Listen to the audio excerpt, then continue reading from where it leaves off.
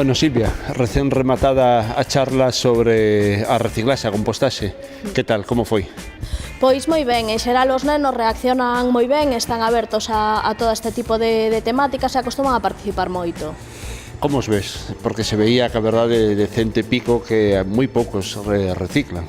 Sí, a ver, eso eles moitas veces saben facelo porque é unha materia que se imparte moitísimo nos colexios e nós con esta campaña tamén insistimos moitísimo nos colexios porque ao final son o futuro, pero sí que ás veces se os papás non contribúen e non se paran na casa, pois son un pouquiño reticentes. Aparte están xa empezando unha idade de adolescencia que, bueno, teñen que revolucionarse un pouco e un pouco estar en contra do sistema, pero bueno, eu creo que aínda que igual non o practiquen moito, coñecementos téñenos. Que é o que falla agora de reciclar? Pois, baixo o meu punto de vista, fallan as ganas, porque eu considero que leva o mesmo traballo separar o lixo que non.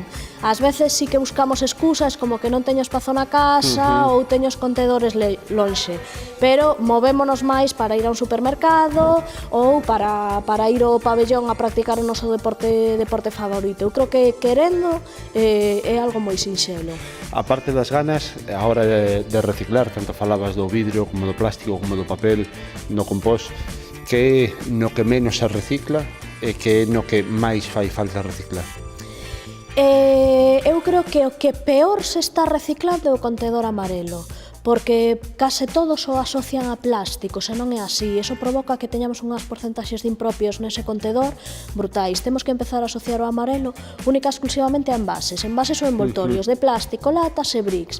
É aquelo que en principio non sexa envase, se non sabemos onde vai, mellor o xenérico. O compost era algo que sobre todo nas zonas rurais de Galicia se facía pois dunha forma natural, se aproveitaban eses residuos orgánicos, e como que nos últimos anos se foi perdendo.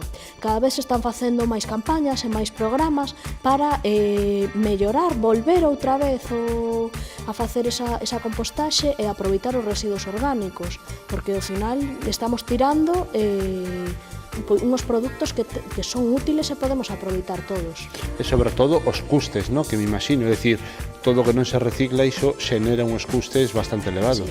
Sí, justamente, especialmente nos residuos orgánicos. Todo aquelo que nós collemos, eses residuos orgánicos que botamos no contenedor xenérico por non facer compostaxe, ímolos a pagar por tonelada. Temos que pensar tamén que estamos pagando sobre todo auga. A maior parte dos residuos orgánicos están compostos de auga. Entonces é unha pena que estemos pagando e non aproveitando eses residuos. Ao final é unha doble perda por non facer a compostaxe.